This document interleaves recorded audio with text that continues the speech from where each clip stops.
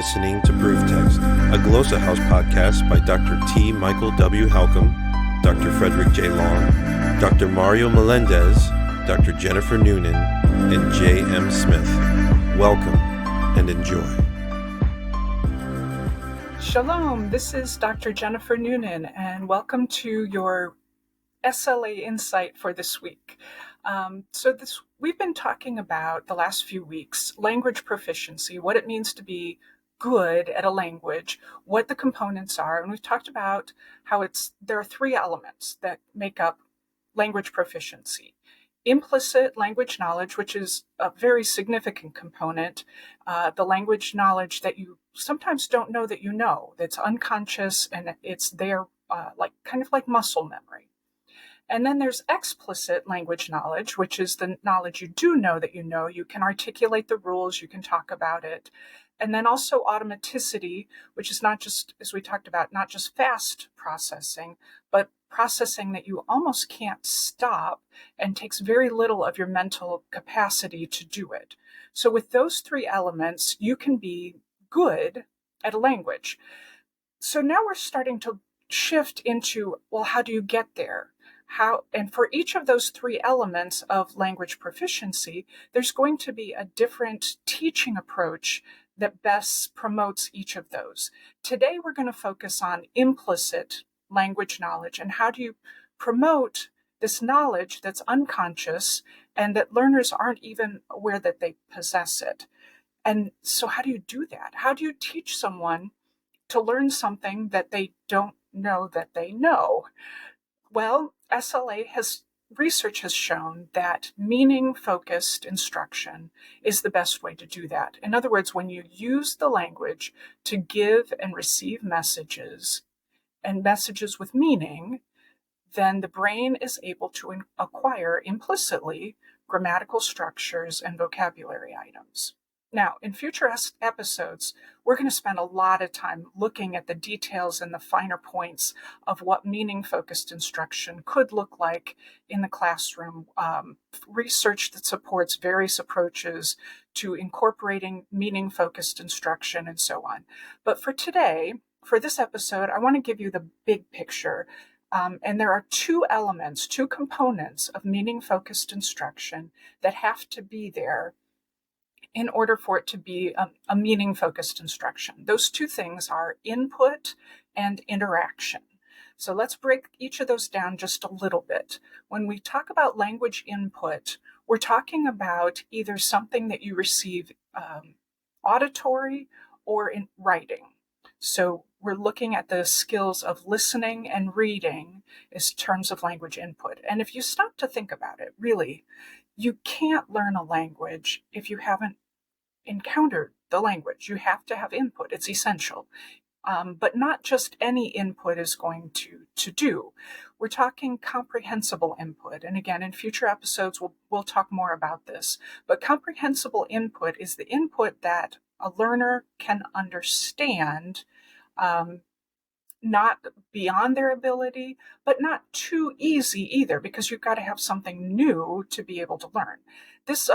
The input hypothesis was popularized by Creation in the 1980s, and a lot of research has been done since then to confirm and affirm its validity and the need of it for learning languages. It's now an established pillar in the field of second language acquisition.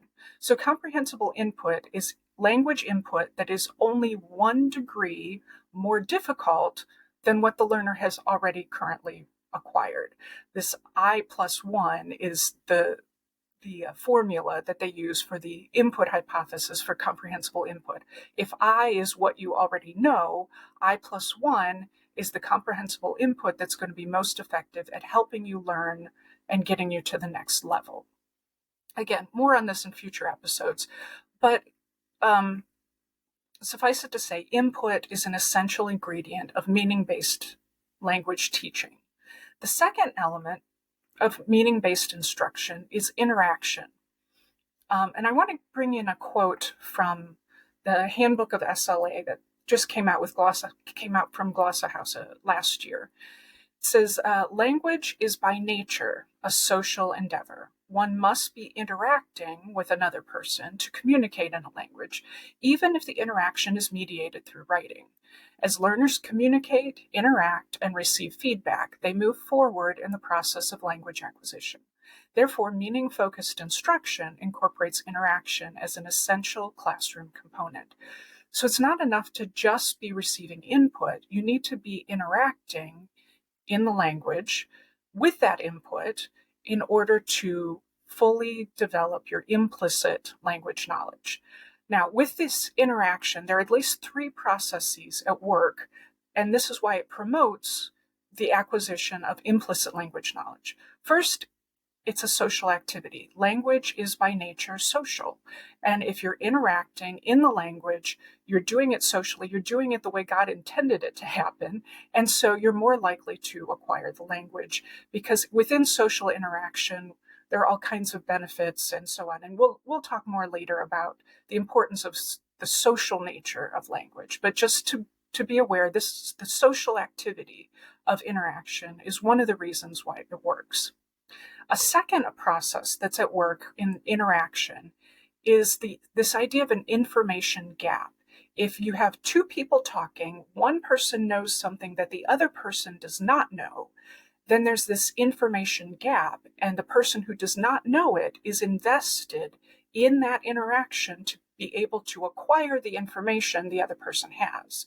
So both interlocutors have a vested interest in getting that meaning across, because the one person doesn't know it. So if we're talking, for example, like audiolingual method tends to use these pre-made conversations that are memorized dialogues based on kind of stimulus response. If I say hello, you say how are you? But that's not information gap. If it's a memorized dialogue, both parties in the conversation already know what's going to be said.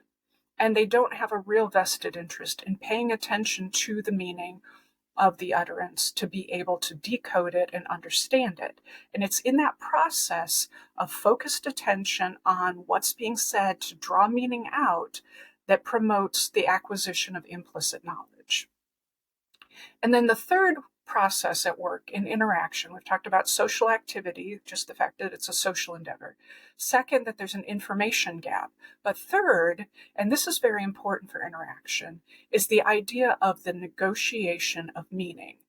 When you're talking with someone, and again, we're not talking a memorized dialogue, but when you're in genuine conversation, and it's important that that meaning gets across, if there's a communication breakdown, somebody doesn't understand what was said, somebody said something that was inaccurate, then both parties have to work together to negotiate meaning. In other words, to overcome that breakdown of communication. And that also, that investment in the interaction is part of what promotes implicit language learning. The salience of the new unknown form, if it's used by one or needs to be corrected by the other, they're motivated to acquire it, to either understand it or to communicate it correctly. And so this negotiation of meaning, according to Meryl Swain, is coming to a communicative consensus. And it's a necessary first step for grammatical acquisition. So negotiating meaning is also going to promote the implicit learning of language information. So, how do we acquire implicit language knowledge? How do we learn what we don't know that we know? By using it in a meaning-focused context, by meaning-focused instruction that uses input, that is comprehensible input, and interaction, and that is genuine interaction where neither party knows fully what the other party is going to say. And the payoff is an increase in implicit language knowledge. And as we'll see in a couple weeks, it also promotes automaticity. And we're not just talking increased speed, we're talking accuracy in reading and interpreting ancient texts. Now, one of the things that people, especially students, they get a little nervous when you start using implicit instruction. I've had students where I've used a meaning-focused approach in the language classroom, and they're kind of suspicious. They're like, but I don't think I'm learning anything. we're not using we're not memorizing paradigms. We're not, how is it that we're learning anything? And what they don't understand is that they're looking for explicit language knowledge. And no, they're not learning the explicit language knowledge. They're not memorizing paradigms. They're not expressing the grammar rules explicitly. But implicitly, they are developing. Their internal language system is developing, and they don't realize how much they do know. And so teachers and students alike get a little uncomfortable when you start right off with meaning-focused instruction, when they're just using the language and they're not learning the paradigms, and they're not learning or they think they're not learning the grammar. They really are. They just don't know that they know it. And so I would encourage you, if you're diving into meaning-focused instruction, I would encourage you to be patient, to get through that initial discomfort until you find that later on you're going to surprise yourself. You do know what you know. Your students will know more than they think they know. So that's it for today, focusing on meaning-focused instruction and how important it is for the acquisition of implicit language knowledge, which is essential for language proficiency.